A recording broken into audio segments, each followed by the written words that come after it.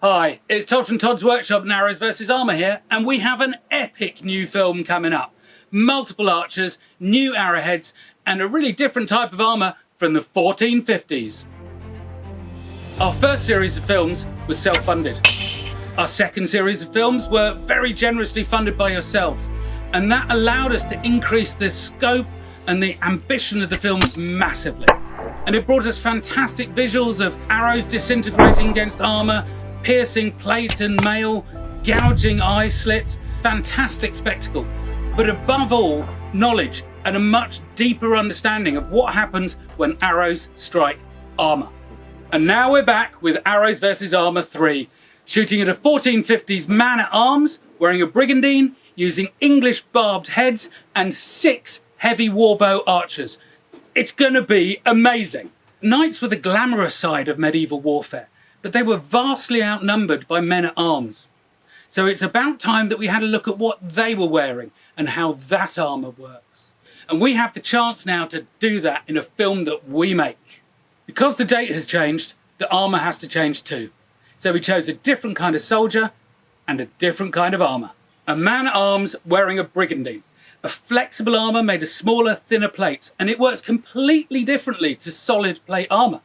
But as well as the brigandine, he's going to have a helmet, visor, bever, collar, mail shirt, arming doublet, linen shirt, plate arms, gauntlets, hose, shoes, and of course, the brigandine. Every last piece that guy would be wearing, and every piece properly made.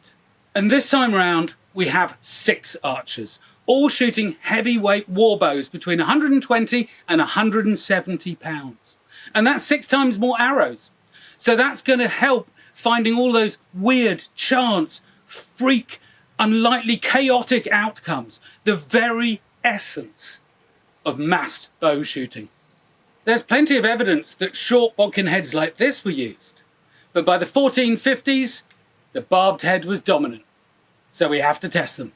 What we do, what Arrows vs Armour does, is it takes the real armour and the real arrows and we shoot it with real bows. No fluff, no filler, no predetermined outcomes, just the results of what happens when the archer's arrows strike the armour. Like previous films, we've got our panel of experts and a full TV crew, but working for us on our terms. And in that way, you will get to see what we see. We'll have loads of cameras on the archers, on the man-at-arms, inside his helmet, over his shoulder. We'll have sound up there. We'll have slow-mo, watching the arrows coming in. We are going to give you everything that we possibly can, and we are going to make every penny count. Arrows vs Armour 3 promises to be another milestone film, but it's a massive production. So we've got the armour and the arrows and the soft kit and the test rigs.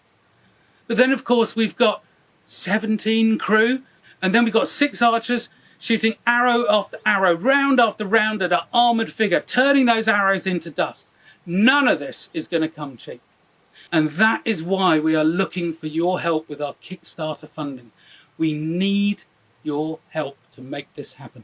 So if you like the vision that you've heard today and you want to see it, get on board, get down to the page and help make it happen. Be part of it. You've helped before on Arrows vs Armour 2 and you were amazing. But this is a new project and a new film and new armour, and we need you to be amazing again. As a team, we have a track record in making films like this.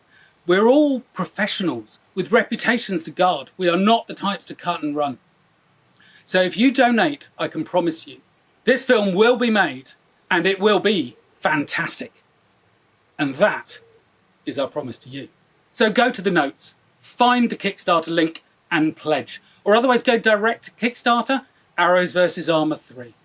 But make this thing happen, and if we manage to get the funding, we will get another extraordinary film all about Arrows vs Armour in the autumn. See you on the field.